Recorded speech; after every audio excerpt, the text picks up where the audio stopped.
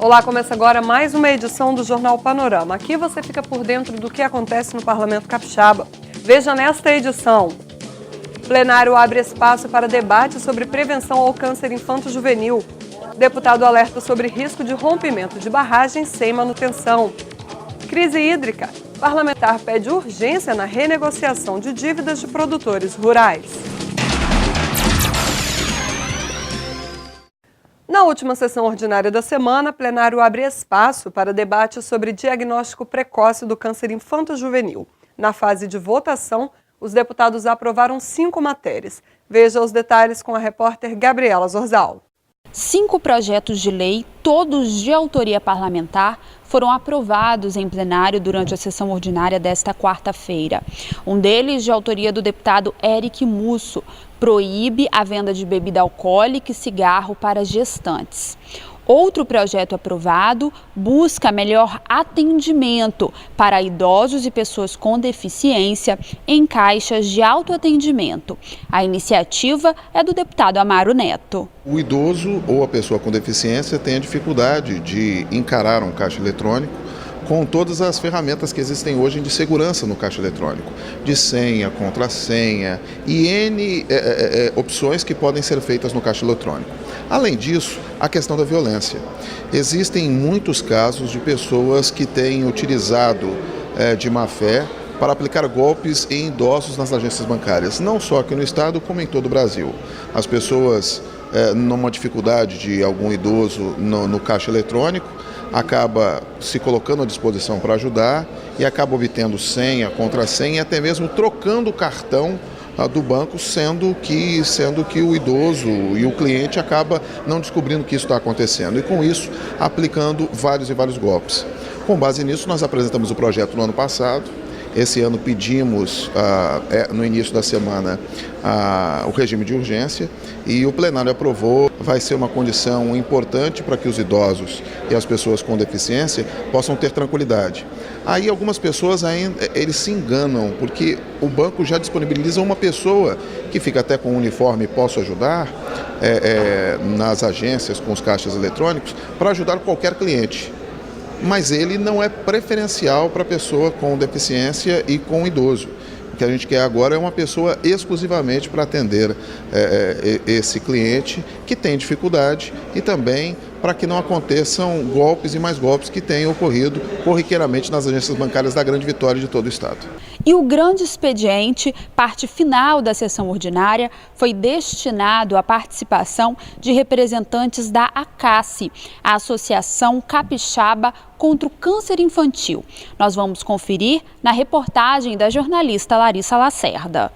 Em 23 de novembro é celebrado o Dia Nacional de Combate ao Câncer Infanto-Juvenil. Para alertar sobre a importância do diagnóstico precoce, a Assembleia Legislativa abriu espaço para a apresentação de representantes da ACACI, a Associação Capixaba contra o Câncer Infantil. A principal importância desse dia é nos atentarmos para a importância do diagnóstico precoce. O diagnóstico precoce representa um importante elemento de cura no caso do câncer infanto-juvenil. Quais são as maiores iniciativas nesse sentido? Familiares devem, ao levar seus filhos a pediatras, atentarem-se para sintomas e sinais identificados pelos profissionais, pelos médicos que olham essas crianças. Isso é muito importante. Não desconsiderem sintomas e sinais evidenciados pelos profissionais da saúde. Isso constitui um importante elemento de cura, que assim como pode ser um simples sinal, pode também ser o início de uma doença muito mais complexa e que demanda um processo desafiador aí de acompanhamento. O diagnóstico precoce foi essencial no tratamento de Emily, que enfrentou aos 8 anos de idade um sarcoma, tipo raro de câncer. Hoje, sua mãe Giovana comemora o sucesso no tratamento. Foi bem precoce, da forma que nós descobrimos também, então foi muito rápido e foi bom por isso. Os principais desafios para o enfrentamento do câncer infanto-juvenil no estado também foram destacados durante a sessão.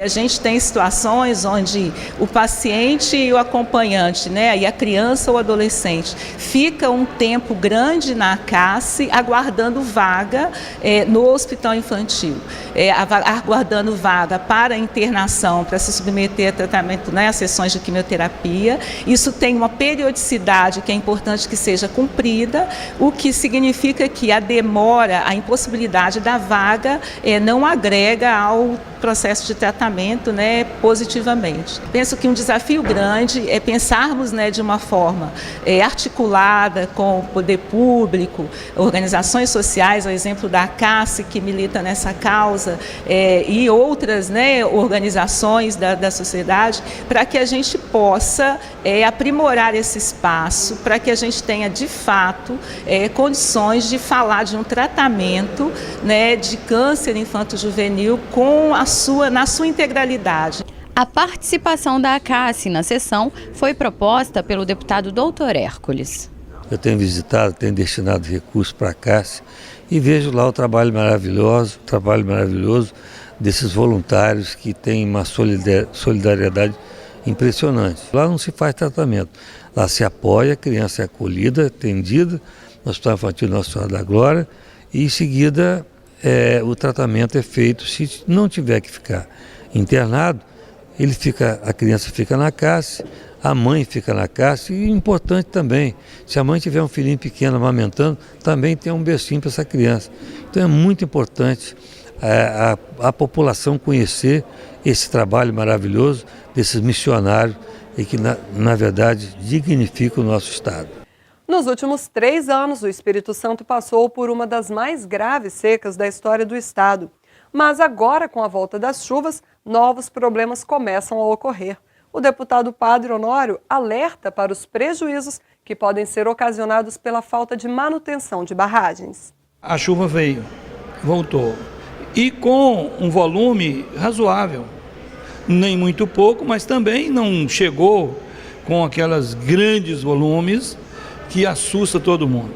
No entanto, por exemplo, lá em Pedro Canário, várias represas, assim como em outros municípios, não só lá, mas em Pedro Canário, que aconteceram situações mais, num volume maior, as barragens, elas não foram construídas de maneira adequada e não teve uma fiscalização.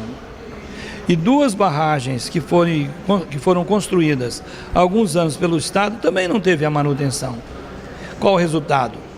Com esse volume razoável de água que chegou, foi o suficiente para romper essas barragens. Então nós temos lá comunidades, assentamentos, que se antes a preocupação era a falta de água no solo e nas barragens, agora a outra preocupação é a falta de água no reservatório porque as barragens se romperam. Então eu vejo o seguinte, que tanto o município quanto o Estado precisa de olhar essa situação com um pouco mais de responsabilidade. A nossa fala é no sentido de o IDAF, o INCAPEC, também da orientação técnica, mas a fiscalização é responsabilidade do IDAF, que são órgãos do Estado, que possam ver isso no município e nos outros lugares de uma maneira um pouco mais efetiva. E o clima de contrastes com fortes chuvas seguidas de longos períodos de estiagem continua causando prejuízos para os agricultores. Muitos perderam a produção e não conseguem quitar as dívidas. O deputado Freitas quer urgência para a renegociação dos débitos. Final de 2013 para 2014, nessa transição de 2013 para 2014, nós tivemos a maior enchente da história do nosso estado, que atingiu 55 municípios. Muitos deles foi devastado por essa maior enchente de todos os tempos e devastou todas as lavouras dos municípios atingidos. Daí teve necessidade, em alguns casos até de anistia, mas na maioria dos casos de renegociação das dívidas, porque o produtor agrícola, ele, na sua imensa maioria, quase na totalidade, ele busca crédito agrícola com os bancos do Estado, com os bancos federais, com o Banco do Nordeste, o BNB, no intuito de produzir, no intuito de fazer o custeio da colheita. Quando vem uma crise dessa, automaticamente o que ele ia produzir já não vai acontecer mais. Então o mínimo que ele precisa é de uma renegociação. Teve essa enchente. Ao final de 2014, nós já estávamos vivendo e convivendo com a grande crise hídrica, que ela ampliou em 2015, chegando a 2016 ser a maior crise hídrica do nosso tempo também. Então a gente viveu enchente em 2013 para 2014 e depois 3 anos seguidos de seca. E em que muitos municípios também tiveram que publicar ano a ano decreto de emergência em função da seca.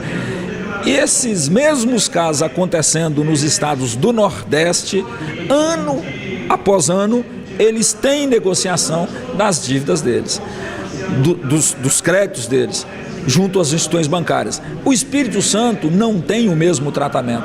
Então eu estou dizendo que já vem para mais de 3 anos que o setor produtivo do agronegócio vem sofrendo por problema de enchente e por crise hídrica, e a gente não tem o mesmo tratamento que tem os estados do Nordeste para dar oportunidade aos nossos produtores de não sofrerem tanto, de não amargarem tantos prejuízos.